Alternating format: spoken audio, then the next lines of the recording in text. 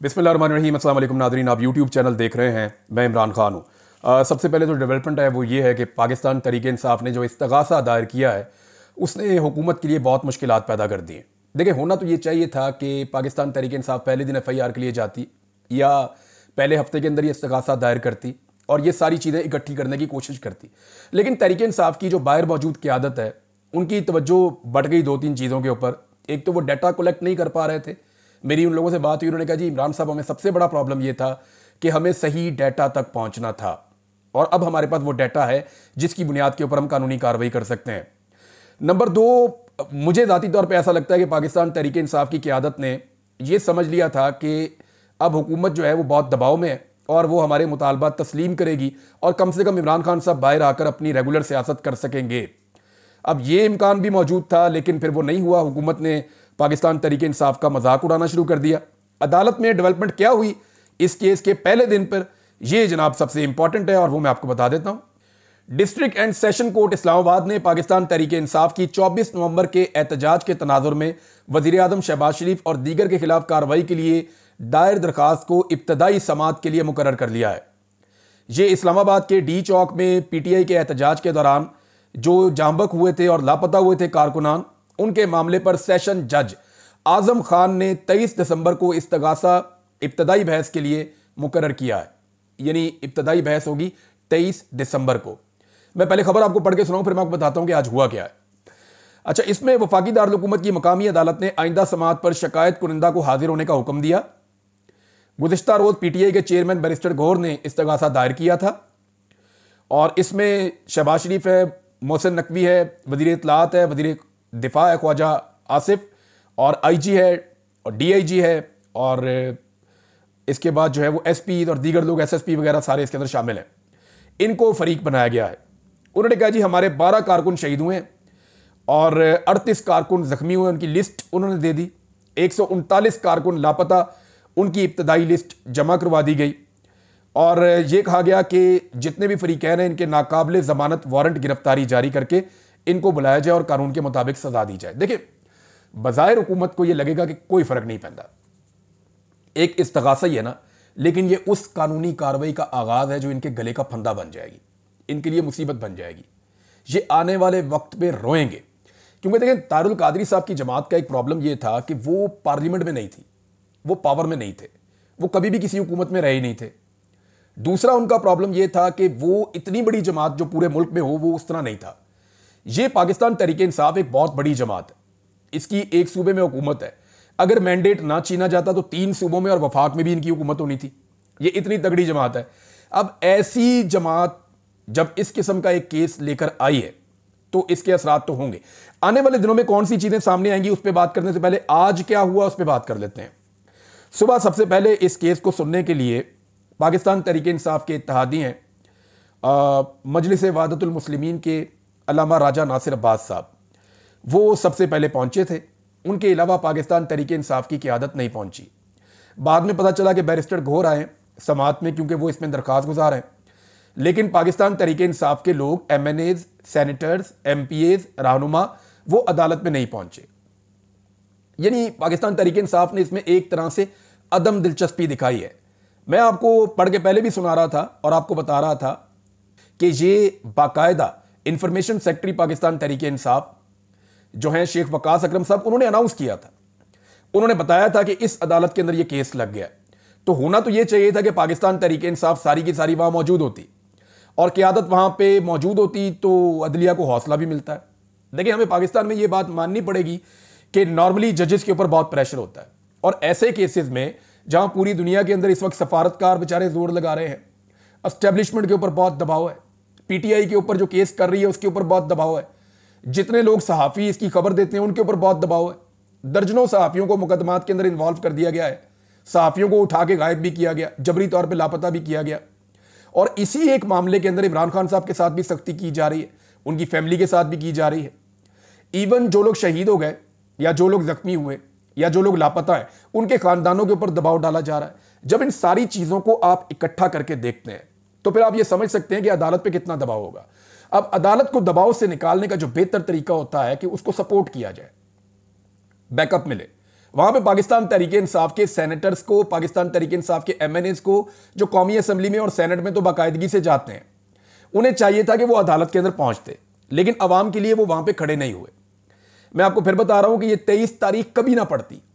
14 तारीख से 23 तारीख तक 9 दिन की डेट पड़ गई है। ये 2 दिन की डेट पड़नी चाहिए थी। मंडे वाले दिन केस लगना चाहिए था। ये बहुत अहम केस है, कत्लेआम हुआ है और बहुत सीरियस मामला है, पूरी दुनिया में रिपोर्ट हो रहा है।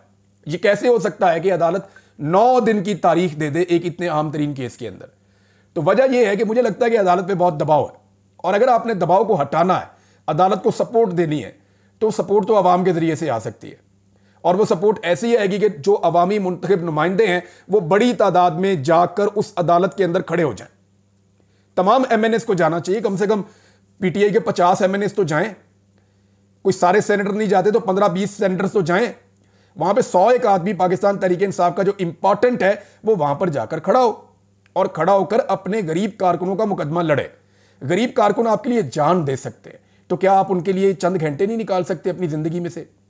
एक समाज जो है वो 15-20 मिनट, 25 मिनट, आधे घंटे की होती है, ज्यादा 1 या 2 घंटे की हो जाएगी जब दलाइल चल रहे होंगे। तो आप अपनी जिंदगी में से चंद घंटे नहीं निकाल सकते अपने कारकुनों के लिए? तो तहरीक इंसाफ को बाकायदा एक उसका तरीक़ाकार बनाना चाहिए।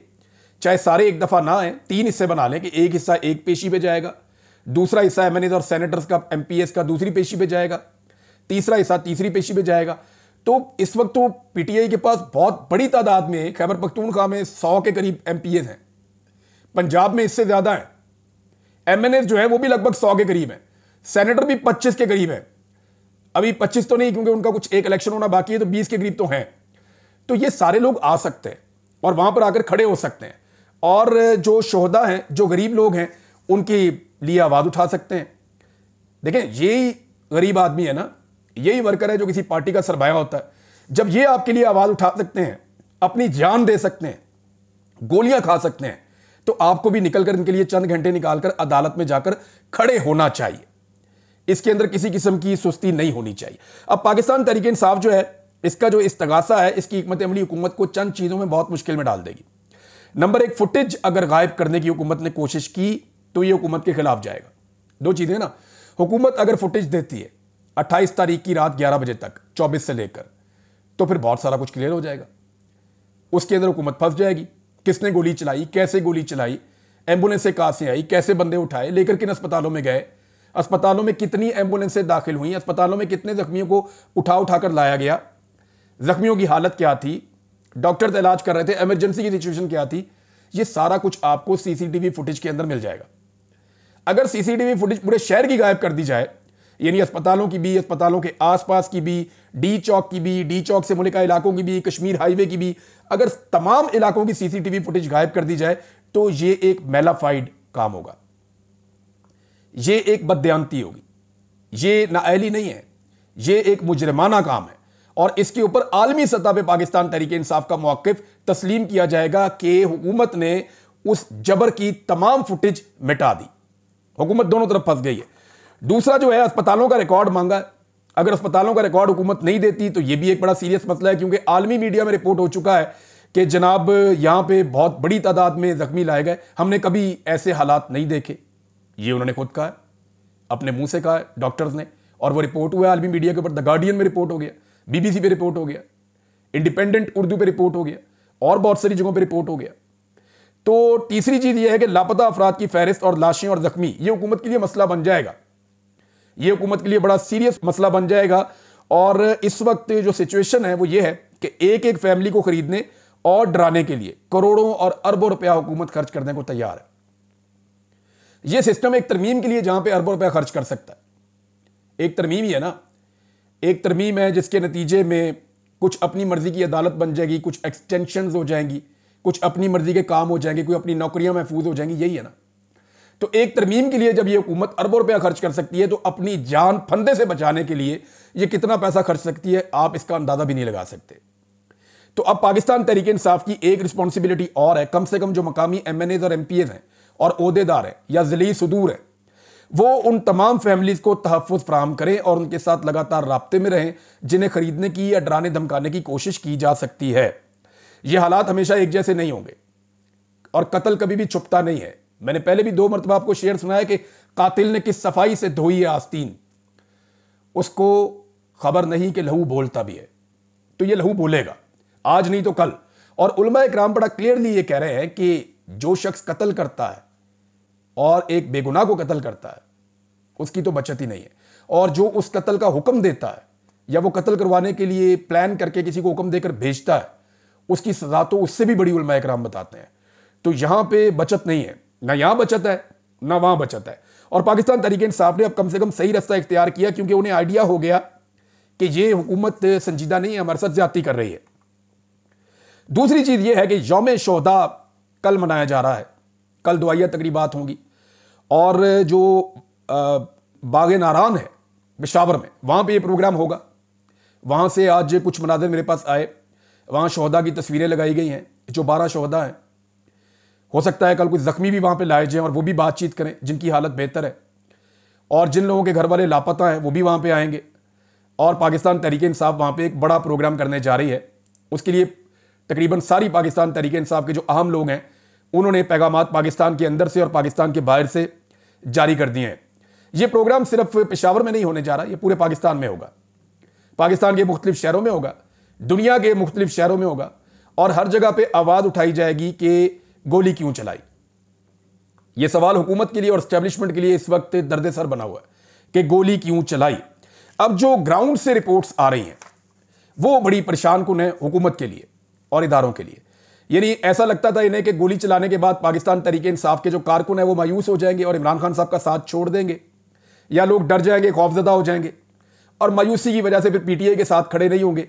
तो अब तक जो रिपोर्टें पहुंचाई गई हैं हुक्काम बाला को, जो बड़े लोग हैं उनको जो रिपोर्टें अब तक पहुंचाई गई हैं वो बड़ी हैरान कुन है।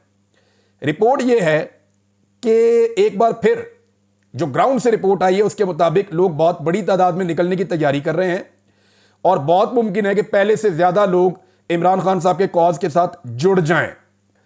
और जहां पे पाकिस्तान तहरीक इंसाफ ये प्रोग्राम कर रही है उस पूरे एरिया के भरने का और पूरे मुल्क के अंदर इस मामले में लोगों के निकलने के इम्कानात हैं। ये रिपोर्ट जनाब जमा करवाई गई है और इस रिपोर्ट में यह बताया गया है कि गुज़िश्ता इवेंट की नाकामी का, क्योंकि वो तो इसको नाकामी कहते हैं ना, तो उसमें एक जुमला यह है कि गुज़िश्ता इवेंट की पाकिस्तान तहरीक इंसाफ का जो इवेंट था उसकी नाकामी का पाकिस्तान तहरीक इंसाफ की लोगों के अंदर जो मकबूलियत है या लोगों के अंदर जो उनका नैरेटिव है उसको कुछ खास डैमेज नहीं हुआ, बल्कि बाज़ जगहों पे स्पेशली ओवरसीज़ में और खैबर पख्तूनख्वा में लोगों के गुस्से में इजाफा हुआ है। ये जनाब रिपोर्ट है, ये मैंने आपके सामने रख दी। अब देखते हैं कि ग्राउंड पे कल होता क्या है और ये रिपोर्ट कितनी दुरुस्त साबित होती है। पाकिस्तान तहरीक इंसाफ का दावा है कि बहुत बड़ी तादाद में लोग इस तकरीब में आएंगे और जोरदार तरीके से अपने शोहदा के साथ खड़े होंगे। देखिए, पाकिस्तान की एस्टेब्लिशमेंट के लिए ना बहुत सारे मसाइल पैदा हो चुके हैं। सबसे बड़ा मसला तो ये हुकूमत है जो बनाई है, ये हुकूमत डिलीवर कर नहीं पा रही। ना ये किसी से मुज़ाकरात कर सकते हैं, ना ये दहशतगर्दी के मामले के ऊपर कोई बात कर सकते हैं, ना ये किसी चीज़ के ऊपर कोई पॉलिसी दे सकते हैं, ना इनकी इतनी क्रेडिबिलिटी है कि ये दुनिया से पाकिस्तान में इन्वेस्टमेंट लेकर आए, ना ये मईशत ठीक कर पा रहे हैं, ना ये पाकिस्तान के अंदर एतमाद ला पा रहे हैं कि लोग टैक्सेस दें और पाकिस्तान के अंदर पैसा जमा हो जाए। तो कोई चीज़ भी ये लोग लॉ एंड ऑर्डर से लेकर मईशत तक हर चीज़ इन्होंने तबाह की है। तो पहला बड़ा मसला तो एस्टेब्लिशमेंट के लिए ये है कि जिनको लाया गया उन्होंने अपना टोटल फेलियर साबित कर दिया।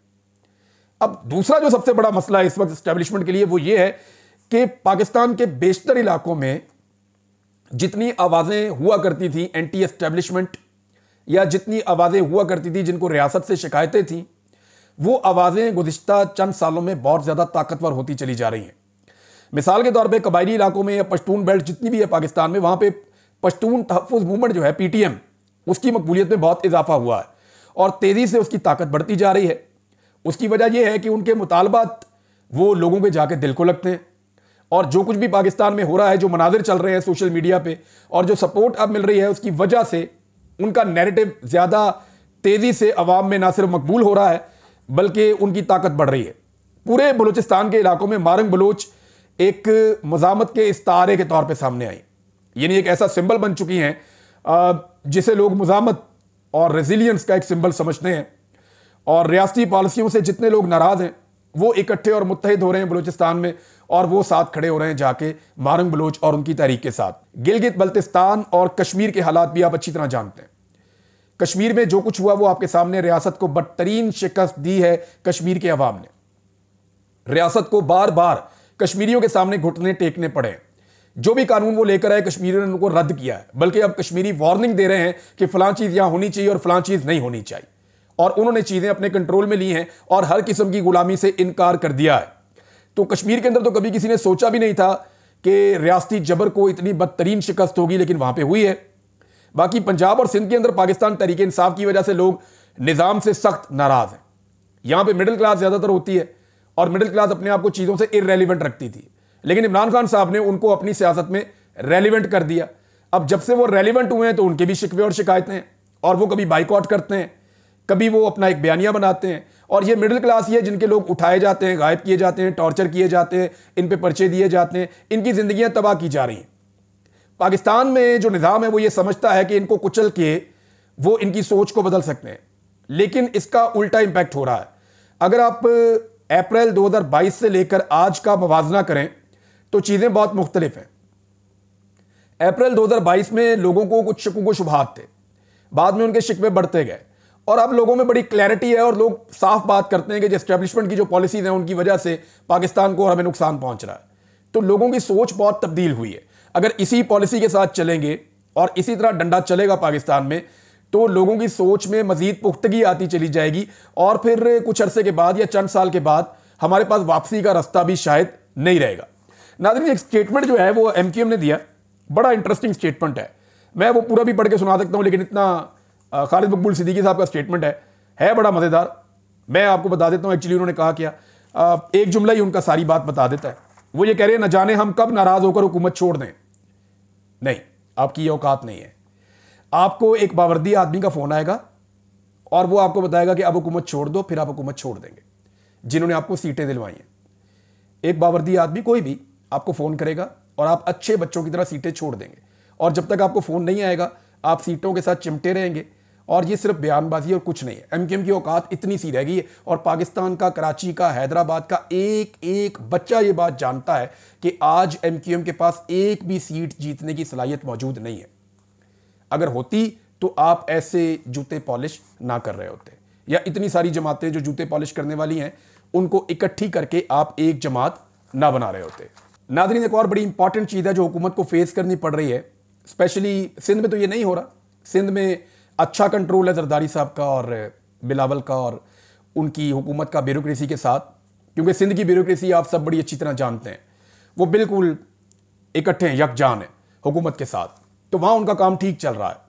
लेकिन अगर आप पंजाब में आ जाएं या वफाक में आ जाएं या इवन आप आ जाएं खैबर पख्तूनख्वा में, तो इन जगहों के ऊपर, या बलूचिस्तान में भी आप चले जाएं, पाकिस्तान के 3 बड़े सूबों में, या आप कश्मीर को भी शामिल कर लें इसके अंदर, बल्तिस्तान को भी, गिलगित बल्तिस्तान को भी आप शामिल कर लें, यहां पे किसी भी सियासतदान से ब्यूरोक्रेट ऑर्डर्स नहीं ले रहे।